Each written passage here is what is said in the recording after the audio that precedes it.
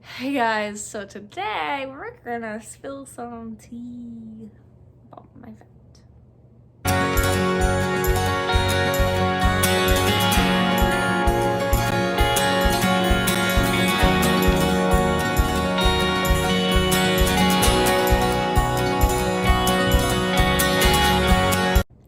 Hi guys, so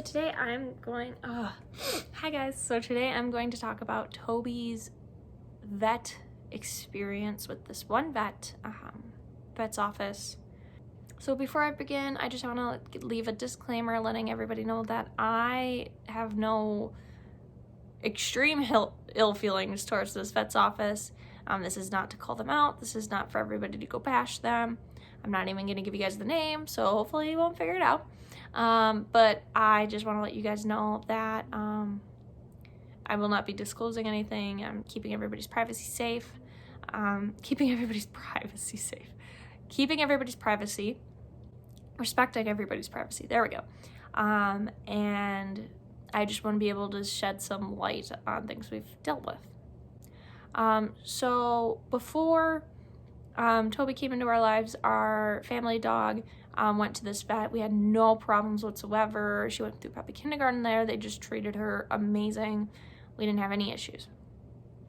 And then Mr. Toby Pants came in, and the vet techs and the one of the older vets, we'll call him Vet Harry. They all kind of acted really weird around him. They knew he was a service dog. They knew he was a rescue. They knew everything about him. So it was really weird that they were acting like that and they would just treat him differently than other dogs. When he was involved, when he had heartworm, they just kind of treated him differently. They I requested they take him out to the bathroom before we would pick him up, and they didn't. While he was doing day hospital, the vet techs and the Dr. Harry, they would not communicate to each other at all. So the vet would tell me, "Oh, well, Toby can do modified exercise," and then the vet techs would call me the next day. When I go, "Okay, so what kind of modified exercise?" He didn't explain it to me. They'd go, "Oh, he can't do any exercise whatsoever." I asked them how long this treatment was supposed to be. They did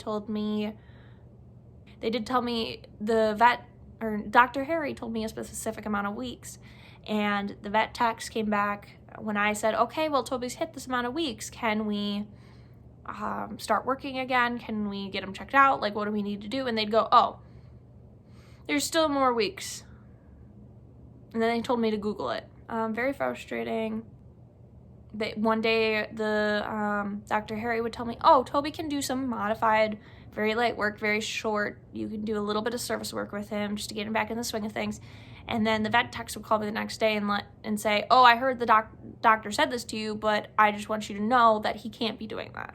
So there was clearly no communication going on between any of them. There's still no communication going on to this day. Kind of after his heartworm treatment, we had gone for a follow-up, and I noticed that the vet techs, they didn't think I could hear them, but they were standing around and they were talking about Toby. They were talking about just how high maintenance I was, and how high maintenance, I was making things apparently, and just because one of the things they were upset about was that I was asking for accommodations. Now, according to the ADA, businesses are required to provide accommodations so that everybody can participate in things. When I go to the doctors, I normally get a printout.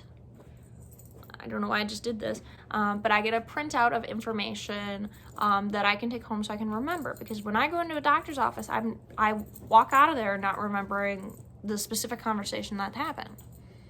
It's kind of like when you go into a room and you forgot what you were doing in there, so you turn around and go back out. When I would go to the vet, they would tell me specific verbal instructions, and I would leave and not remember. So I started asking them to write it down, and they refused. The vet techs refused to even put a message back to ask the vets. Finally, there was a vet that was there for a couple weeks, that finally put it in our chart that I needed written directions. And the first couple times, even when I had that written in Toby's chart, they didn't follow it at all, which is really frustrating. So that's where that conversation came about, apparently me being high maintenance, when I was simply asking for a reasonable accommodation.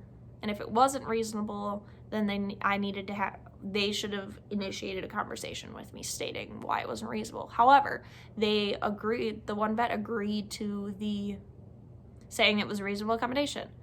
The other younger vet, we'll name him Vet Nick, also said that was a reasonable accommodation. So we don't see the older vet, the Dr. Harry, as much. We do see Dr. Nick instead. We try to schedule appointments with him because he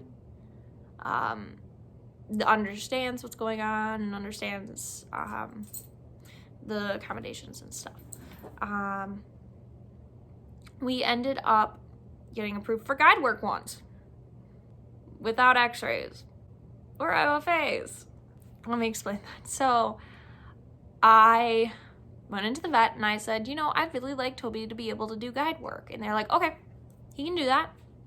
I said, okay, well, don't you have to do a bunch of exams or x-rays or whatever? So they did this very, very, very non-invasive, I'm just gonna touch his joints and I'm gonna move him around and then listen to his heart. And then they were like, oh, okay, he can do guide work.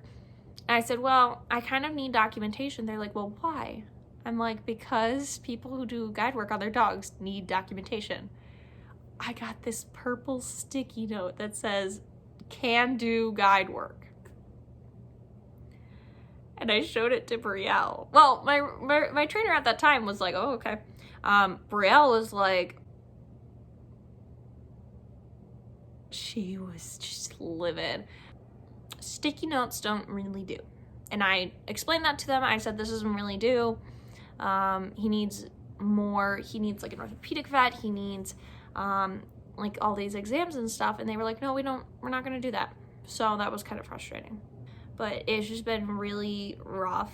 So you might be asking the question, why do we still go to the vet? And the answer is, because my parents picked it. So because my parents assist me with some of Toby's monetary needs, they picked the vet, and that's kind of where we're keeping it. However, with COVID, I haven't had to go in.